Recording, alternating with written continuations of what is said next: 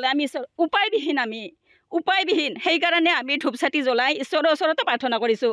ভগৱানে যদি ৰক্ষা কৰে তেনেহ'লে ৰক্ষা পাম আমি কিন্তু আমি সকলোকে সুধিছোঁ সকলোকে কৈছোঁ হেমন্ত মামাক কৈছোঁ আৰু ফ্ৰিজ হাজৰিকা ছাৰকো আমি জনাইছোঁ কিন্তু আমাৰ বিধায়কখিনি গোটেইখিনিকে আমি জনাইছোঁ তেওঁলোকে আহি ৰিকিবুদ্দিন ছাৰ ইত্যাদি সকলো আহি আমাৰ ওচৰত চাই গৈছে আমাৰ লগত আহে আমাৰ লগত তেওঁলোকে নিয়োগ কৰে কিন্তু আমাৰ কথা তেওঁলোকে নুশুনে আৰু আহি গুচি যায় পাছত তেওঁলোকে আমাৰ কথা পাহৰি যায় কিয় পাহৰে আমিতো পাহৰা নাই আমিতো নাপাহৰোঁ গতিকে আমাৰ কথাও তেওঁলোকে ভাবিব নালাগে এই নদীখনৰ কথা মানে তৎক্ষণাত নদীখনৰ কথা চিন্তা কৰিব লাগে ইয়াতে এখন দলং লাগে স্কুলখনৰ সুৰক্ষা লাগে ৰাস্তাটো লাগে আৰু লগতে এই মানুহঘৰৰ সুৰক্ষা লাগে মানুহঘৰৰ এই নদীটোৰ কাণখন বান্ধি তেওঁলোকে যাতে ৰক্ষা কৰে তাৰ কাৰণে আমি ভগৱানৰ ওচৰতো প্ৰাৰ্থনা আৰু তেখেতৰ ওচৰতো আমি কঠোৰ প্ৰাৰ্থনা জনাইছোঁ তেখেতসকলে গোটেইখিনি লগ লাগি যে চাহ চিতা কৰি আমাক ৰক্ষণাবেক্ষণা দিয়ে নদীটোৰ বেছি নাছিল পানী আগতে এতিয়া তাৰমানে গৰা খহি গোটেইখিনিয়ে হৈ গ'ল মই বন্ধন গোটৰ পৰা 1 লাখ টকা লোন লৈছিলোঁ লৈ ঘৰটোৰ পিন কাটিছিলোঁ পষ্টখিনিও বনাইছিলোঁ ভাবিছিলোঁ ল'ৰা দুটা আছে ঘৰটো ভালকৈ বনাই ল'ম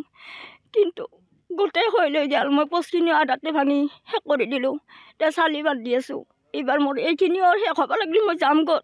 মোৰতো ক'তো মাটি নাই গতিকে মোক বিধায়ক ছাৰে যিখিনি জানি বুজি কথাখিনি মোৰ শুনিছে সেইখিনি সহায় কৰি যাতে মই সেয়ে বহুত সুখী হ'ম এইখন আমাৰ কলহী নৈ আমাৰ মাকালি গাঁৱৰ মাজেদিয়ে গৈছে নৈখন আজি আমাৰ মাকালি গাঁৱত যিটো এই নৈখনে যিটো মানে হাৰাশাস্তি কৰি আছে আমি বিৰাট মানে ক্ষতিসাধন হৈ আছোঁ আৰু আল্টিমেটলি এই নৈখনত যদি আমাক অসম চৰকাৰে ব্যৱস্থা নলয় আমাৰ এই মানুহখিনি গোটেই আমি বিপদত পৰিম আৰু আল্টিমেটলি এইজন মানুহজন এখেতৰ ঘৰ এইটো এই নৈটোৰ কাৰণতে তেওঁ বসবাস কৰে তেওঁৰ ক্ষতি যিটো হৈছে আপোনাৰ এই আজিকালিৰ ভিতৰত তেওঁ ইয়াৰ পৰা দৌৰিব লাগিব এইটো হাৰত তেওঁক মানে খহনি আছে সেইকাৰণে মই কৈছোঁ আমাৰ জলাঞ্চল বিভাগৰ মন্ত্ৰী পীযুষ হাজৰিকাদেৱক মানে অনুৰোধ জনাইছোঁ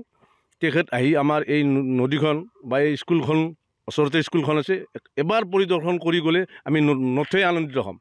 আৰু আপোনাৰ এই আমাৰ যি অঞ্চলত মানুহখিনি আছে আমি মাকালি গাঁৱত SC আছে আপোনাৰ জেনেৰেল আছে সেইফালেও SC এইফালেও SC এই মানুহখিনিও আমাৰ বিৰাট দুখীয়া মানুহ কিবা কৰি হাজিৰা কৰি খাই আছে এইবিলাকৰ এই চিন্তাৰে তেওঁলোক মানে চব মানে নিথুৰা হৈ গৈছে সেইকাৰণে আমি অসম চৰকাৰক টানি অনুৰোধ জনাইছোঁ একেবাৰে মানে বিনম্ৰতা অনুৰোধ জনাইছোঁ তেওঁলোক আহি আমাৰ এই নদীখন পৰিদৰ্শন কৰি আমাক সুব্যৱস্থা কৰি দিয়ে যেন